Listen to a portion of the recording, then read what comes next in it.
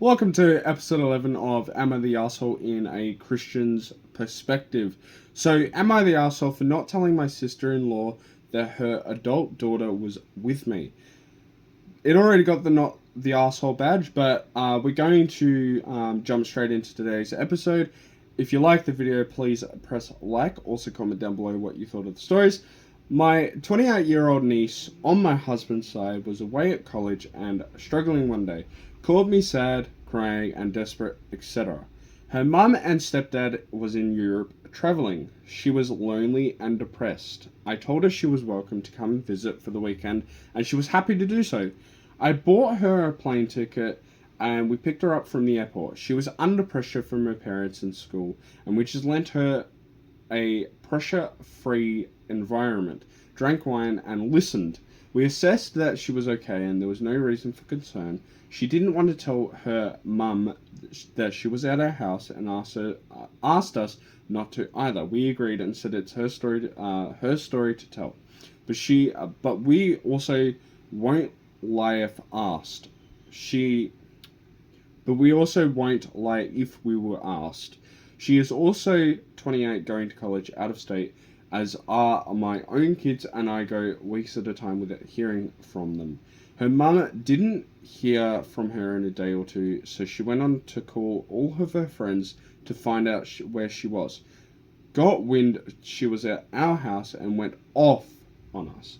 Scathing barrage of text messages, berating voice messages, made us to be villains. I didn't want to deal with it, so I ended up ignoring her.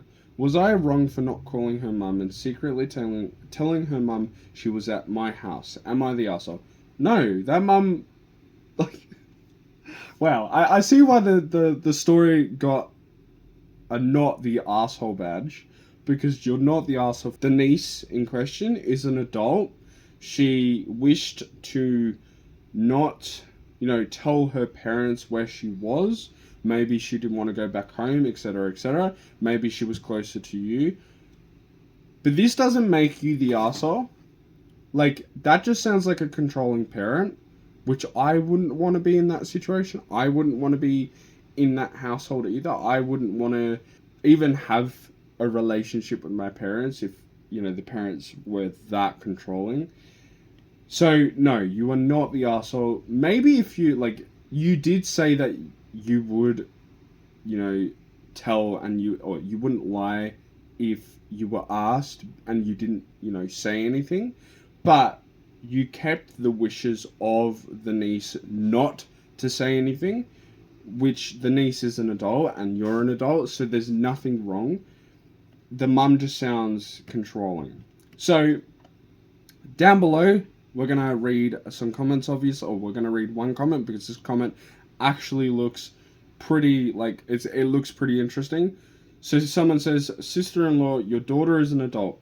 I have no obligation to randomly reach out to her mother just because she's come for a visit any more than I have an obligation to reach out to your mother anytime I've seen you in person.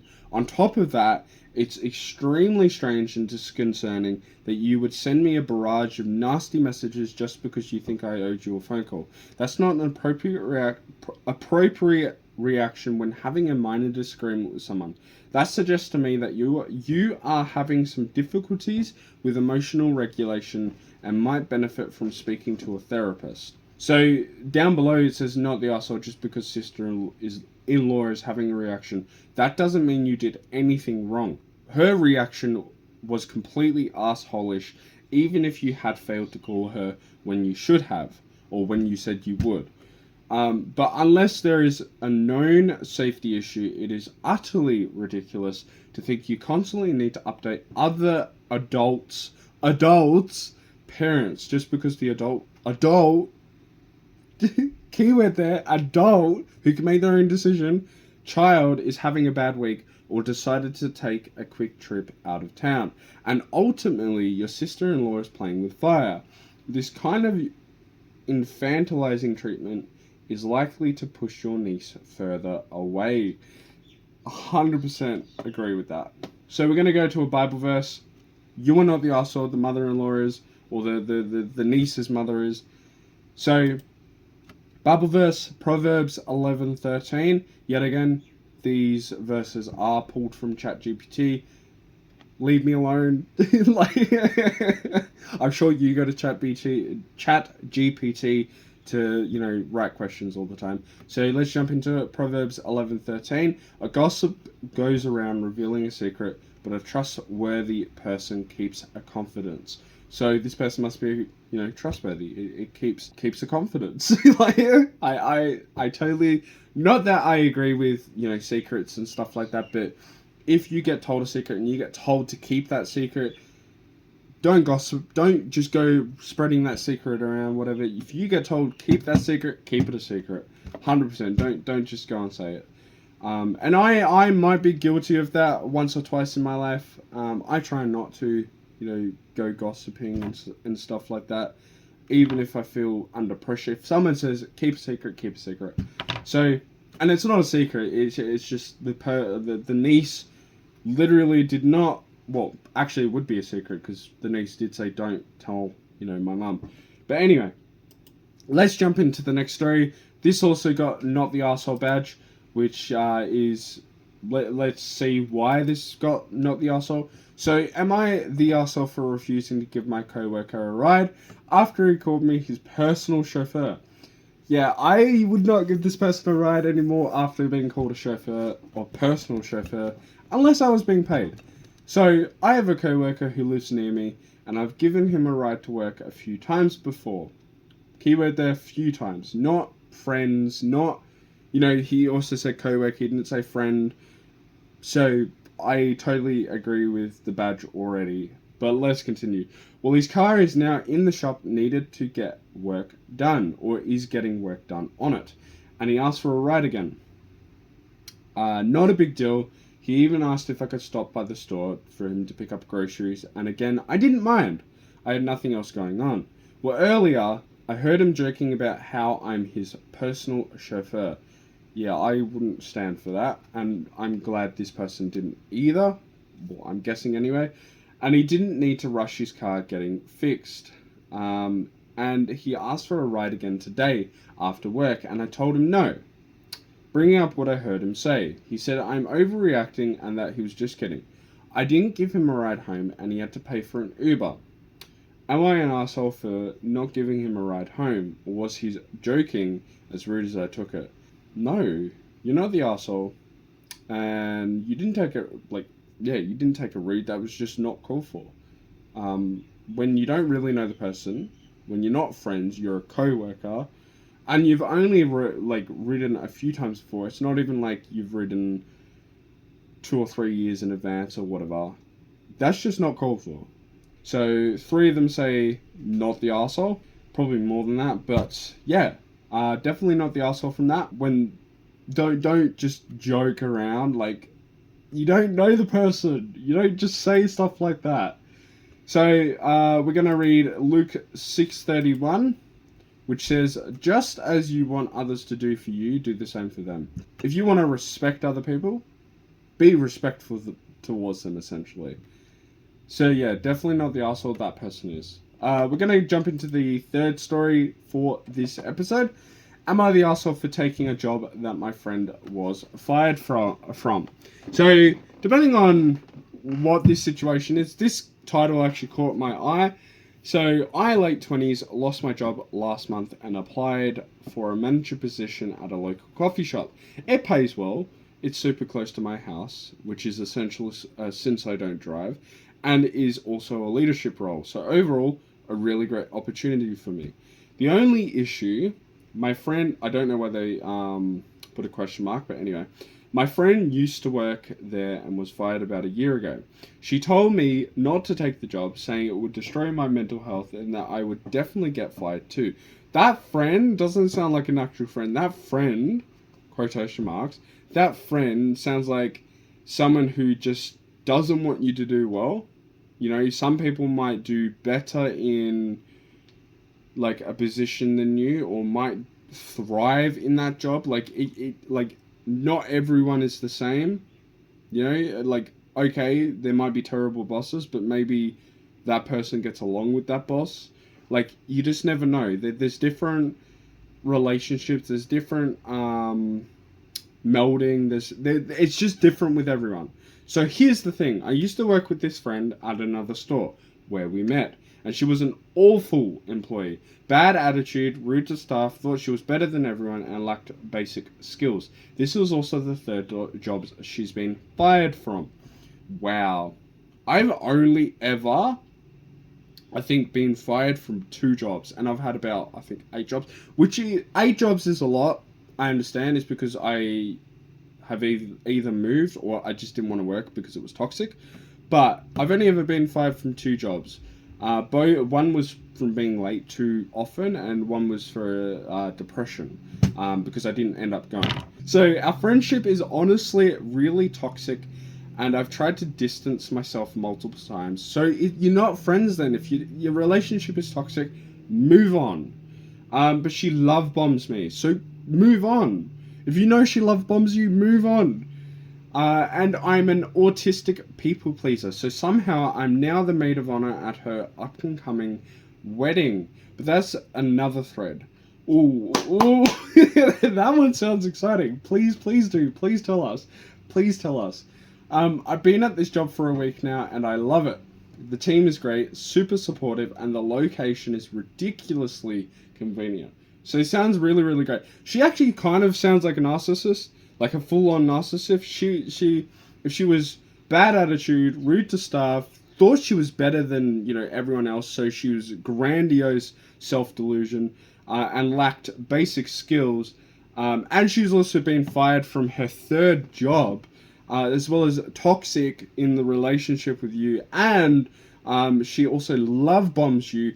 That's ticking most of the narcissistic boxes, and that's not from experience. That's just dealing with other narcissistic people. And I'm not going to say a lot of people are narcissistic, but I've met a few of them, to be honest. Not everyone's narcissistic though, and people do generally, and you can look it up, have narcissistic traits, and that's just trying to look after yourself and just that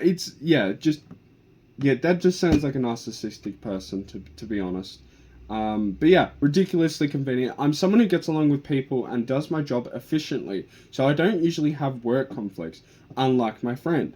Now she's mad at me for taking the job and keeps saying I made a mistake. So am I the arsehole for ignoring her warnings and taking the job anyway?